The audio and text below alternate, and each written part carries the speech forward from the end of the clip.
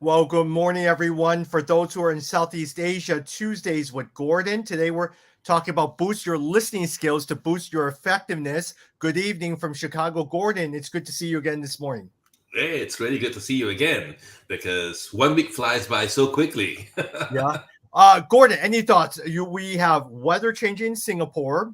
We have the balloon from China that was hovering over the US. Or sadly, we have to mention the earthquake that happened in Turkey with about That's right. 3,800 dead. So prayers going for that. That's right. That's right. I mean, we do find that a lot of things that are happening in this world, many of which we feel sad about and concerned about. But guess what? There's still nice things in life, great things in life. Yeah, yeah. And I think a lot of times there is prayer, especially for those in that Middle East, northern Turkey region. A lot of times with so many people dead and all that stuff. So we pray for them and their families and everything that's happening there. That's right. We indeed do. Yep. Gordon, I mean, what's been on your plate? What's going on these days? Chinese New Year's, so it's pretty quiet now. At least, I mean, Valentine's Day, is that a big thing for you over in Singapore? Well, it is very commercial. I think it is with many parts of the world. My wife and I decided never to celebrate Valentine's Day because everything's at a premium. So we celebrated 2 weeks before. Okay, good. Now, how do you and your wife celebrate a Valentine's Day? Oh, we usually it's a date night. Yeah, So the children are excluded, and usually we go for a nice meal, maybe take a walk, yeah, and talk about things that make us grateful. very good. Very good. And speaking of that, today we're going to talk about a very important topic is the whole idea of listening and boosting your listening skills. Why pick this particular topic today? Yeah. I don't know about you, Tommy, but when I was much younger in my early parts of my career, I was a salesperson in a banking environment, and so, or rather, prior to that, it was a broking environment. So I was given products to push, to promote to clients, and often it just felt as if I was pushing something, as if I was peddling some kind of drug or something like that. It didn't feel very nice. Yeah. It didn't feel very authentic.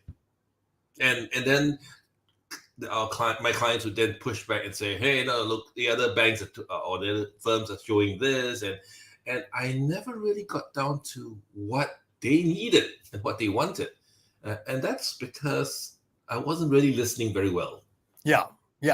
And wouldn't you say a lot of times we want to problem solve and we're automatically trying to figure out what the solution is versus listening to what they truly are saying or even hidden meanings to what they're trying to say or communicate to us? That's right. That's right. And because of that, the most important conversations are always missed. And Yeah. and then what I find is, hey, I went away not feeling good about the meeting, and the client probably had a bad impression of me. Yeah. One of the things you write is that studies show that people are distracted, forgetful, or preoccupied 75% of the time when they're listening, which is very high. Often people are listening to reply, listening to rebut, or listening to defend. You agree or disagree with that? Yeah. So I don't know about you, but sometimes after the first 5 words or so, my mind jumps into a particular mode because I've been interacting with this person, and I assume that he's talking about, or assume that she's talking about certain things, when actually perhaps the person was just trying to relate the context of it. And then I'm thinking about how I'm going to reply this person, not Yeah. really hearing what or listening to what the person Yeah. has to say after that. When we listen to reply, our brain is busily thinking or rehearsing what we are going to say to the other person, even before the person is finished making his or her point. We've all done or fallen into that trap. In doing so, we may make an incorrect assumption about what the person is trying to say. Sometimes I realize, even in the point that as you're listening intently to the person, you actually start realizing, wait a minute, they don't want an answer. They just need someone to tell them. And so my best answer is probably nothing. I know, and that's so vividly illustrated with me and my wife talking in the car. So we drive, and she talks. So I'm driving, she's listening. She's just sitting as a passenger, and she starts telling me about her days. And she goes into this, perhaps I've got this problem. I'm complaining about this person or this situation. And here am I in my brain whilst I'm driving, thinking about, okay, what solution can I give her to fix her problem? Yeah. And I realized the goal also, Gordon, is sometimes my wife and I get into this argument. When I am expressing my frustration over to her, I think where we get into problems is when she starts correcting me and telling me what I need to think. And my head, one time I had to tell her, when I get frustrated, I'm just telling you to get it off my chest. I'm not looking for an answer. I kind of know what I need to be doing. I just need to get it off my chest. Exactly. And that was exactly the experience I had with my wife, because all that she wanted to do was have a listening ear. And here I'm trying to give her all kinds of solutions and all kinds of suggestions. And actually, she knew the answer all along. One of the things is there's about 4 steps in terms of listening, how to effectively listen. Let's talk about some of those things if you can, Gordon. The first one is identify the main problem. Right. So assuming that the person wants a solution, then you probably want to ask, what is the problem? What are we solving for? And I thought it was very interesting that this article in the Harvard Business Review cheekily puts in 3 questions, which I think comes from an experienced consultant. So the first one is, what issue would you gladly pay to see this thing resolved? Wow, that got me for a while. It got me thinking, because paying really focuses your mind on what you want to solve. Yeah. What about the other 2? Oh, the other one is, what is something that stubbornly keeps you from achieving your goal? And I think that's really getting down to, why do you see roadblocks? And then the last one was, what is something that you're not paying much attention to today, but can become a roadblock? So I think this is anticipatory. But I thought the first, sorry. No, go ahead. It seems like what you're saying, Gordon, is you're learning to break down the problem where it's manageable, right? That's right. And I did notice that even in counseling, that most of us have a mush of, or a sense of what's wrong, but don't really know what is really wrong. Yeah. And until you get asked those questions, you don't really sort it out in your mind. Like, for instance, I bet you in one of even your coaching sessions or different people is my problem is I don't know what to do with my life. All right. That's a huge problem. All right. Based upon where you are today, what are some of the realistic options that you could do?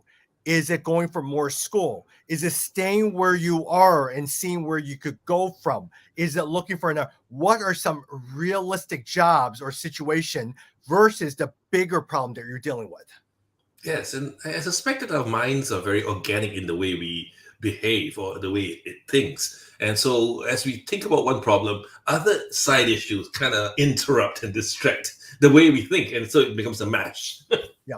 And don't you feel like a lot of times when you're counseling, an individual sees the bigger problem, you as the counselor then need to lead them on a journey and help them break it down. So now it becomes more, they're able the ability to handle it versus dealing with the stress of, I don't know what to do. Yeah. And very often I see people think that their problem is a mess of spaghetti. Yes. All twisted and altered, and they can't pull a particular string of spaghetti out. Yes. And it's like if you see something in a knot, right? Is you just have to try to go and figure out how, and sometimes it may take a little time. Eventually it comes loose versus just trying to pull everything all together, all of that stuff, and hoping that something falls together at once. In fact, as you pull them, it gets tighter and it gets worse. Part 2, Yes. uncover the problem drivers. Look for the drivers of the problem. by asking these following questions. Talk to me about those questions. Oh, it says, what factors, big or small, do you think are causing this? So I think this is where you kind of are able to help the person make a list of what you think is the cause of the problem. Yeah. Which then leads to the second question, obviously, out of those, in your opinion, which is the main driver? And it kind of forces the person to say, look, I've made a list of what you just said. Tell me which is the one that's really most important, and kind of prioritize it for me. Got it. And the third is, what's stopping you from solving the problem, or keeping things afloat, and this is then moves into action. So by just doing this, you're actually beginning to actively listening, instead of just nodding your head. All right, this is very key, especially for those who are listening. Gordon, I'm not sure about you. I tend to be more of an emotional type of person. And I think a lot of times if we were to look at, I am an INFJ versus a TJ. I'm more of a feeler. I react to different things. I realize I need to find people in my life who are listening to me, who are more calm, who are more thought process, now sits there and helps me think through. Because as an individual, I operate by your emotions. And when something charges me up, positive or negatively, I'm not thinking through the outcomes. And that's very natural, because as we get emotional about certain topics or issues, our mind just drifts in that direction. And so having an other person listen to you and help you identify what, or as they say, take out the strings out the spaghetti, it makes it much easier to identify what's going on. One thing, I think you will probably agree with me. As we took, we'll look at step 3.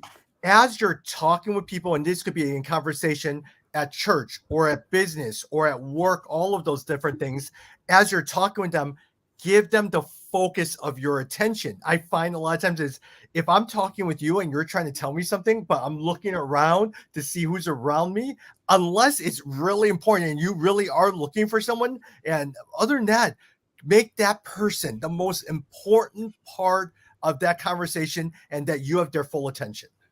Yeah, agree. And the only time you should take your eyes off the person is when you're kind of making notes, or in this particular case, making a list so that you can share with the person. Yeah. Don't you know that?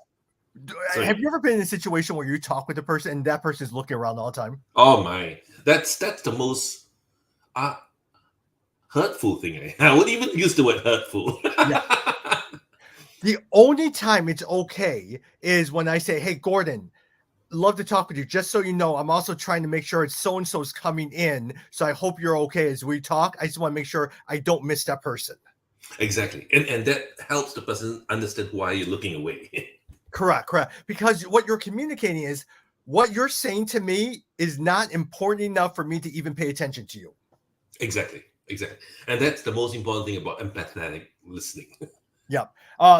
Step 3, apply the importance influence matrix. This is more for a lot of those guys who think this matrix thing, who loves to think in an organized manner. I would probably say I struggled through matrices, but some people like matrices a lot better. Yes. And when I first saw this matrix, I'm going like, okay, what's the big deal about this? I could talk through this, but I think the matrix helps me think about 2 things. One is the importance or priority you give to an issue, and the second is to ask this question: can you do anything about that? And if you put those 4 combinations into a matrix, it helps someone you're trying to listen to understand where is the first point to start with. Give me a preview of what that matrix looks like. Well, so on one end, which is importance, let's say the vertical. So there's high importance and low importance. Is this issue very important to you, or is this issue kind of I can live with it? So on this vertical axis is that importance, but on the horizontal axis, there's 2 things. One is it within my ability to influence or change things, or is it outside my ability to change things? And so you kind of rank that. And once you get these 4 quadrants, you can obviously want to handle the high importance, I can do something about it. As opposed to low importance, I can't do anything about it, in which case I should file it away. Essentially, what you were talking about today is your task to help a person deal and make a problem less overwhelming in some sense we're talking about. Yes. And I think that's where we started, because I started by saying that whenever I went to a client with a product, I felt I was product pushing, and I really didn't hear what the need of the client was. And so listening could boost my effectiveness as a salesperson. Yeah. Tuesdays with Gordon boosts your listening skills to boost your effectiveness. Any last thoughts on your end? Oh yeah. So I think the last thought that I wanted to think about is maybe we need to practice this. This is not something you naturally do. And so bring a piece of paper or a tablet and writing these things down, like making lists of what's a priority and all that, and just kind of showing it to the person you're listening to.